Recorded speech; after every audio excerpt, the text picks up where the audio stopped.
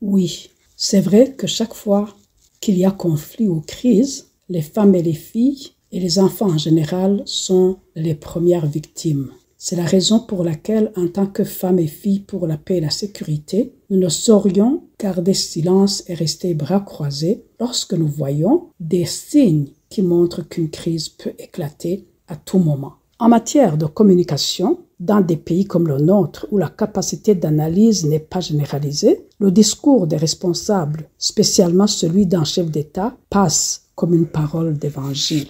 Il s'avère donc important que les dirigeants veillent scrupuleusement sur toute parole qui sort de leur bouche, parce que c'est une parole qui a le but de bâtir ou de détruire selon la perspective de la personne qui parle. Ces derniers temps, les discours du chef de l'État du Burundi relatifs à la crise en RDC suscitent une peur profonde au sein de la population, en même temps qu'ils attisent la haine ethnique dont l'histoire du Burundi porte encore des traumatismes parce que, faute de volonté politique, la paix et la réconciliation des Burundais prônés par l'accord d'Arusha signé en 2000 n'ont jamais vu le jour.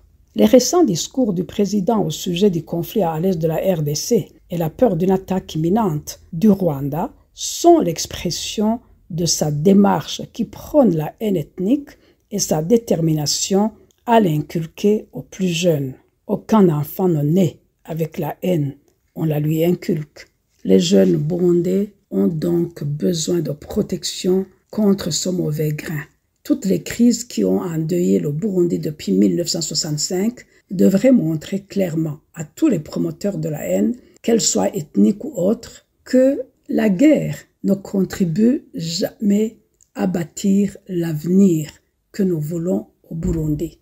Au contraire, la haine ethnique ou autre ne fait que saper tous les efforts de promotion de la paix, la sécurité et le développement durable pour tous, en compromettant les bases de la cohésion sociale et des valeurs et principes communs qui font notre identité. Les Burundais devraient donc prendre conscience du danger que comportent ces discours qui transmettent la haine et la hantise d'attaque par ceux qui sont considérés comme des ennemis. Le peuple burundais a besoin de discours pacifiants qui prônent la paix et l'entente, mobilisent pour l'engagement collectif en faveur de la paix.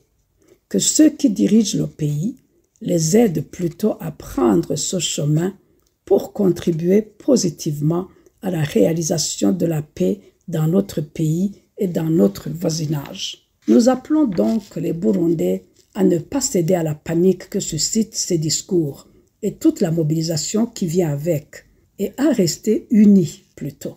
Nous voudrions leur rappeler également ce qu'ils ont déjà réalisé. La guerre interne n'a jamais été et ne sera jamais une solution chez nous. Refusons donc la haine et unissons-nous pour reconstruire notre pays. Le Hutu ne prospérera pas parce que le Tutsi est décimé et vice-versa. Bâtissons ensemble notre nation unie et prospère. Que les parents s'engagent résolument à protéger leurs enfants contre cette dérive identitaire. Nous sommes tous Burundais avant d'être Hutu, Tutsi, Twa ou Ganois.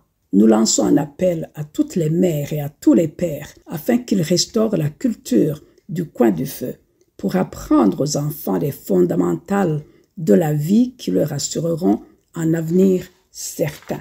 Ayant à l'esprit l'expérience de tout ce que la guerre peut causer et voyant les milliers de réfugiés désespérés qui affluent au Burundi, avec femmes et enfants parmi eux, dans le désarroi, sans abri et sans rien à manger, les Burundais ne devraient pas rester dans l'attentisme et l'inaction.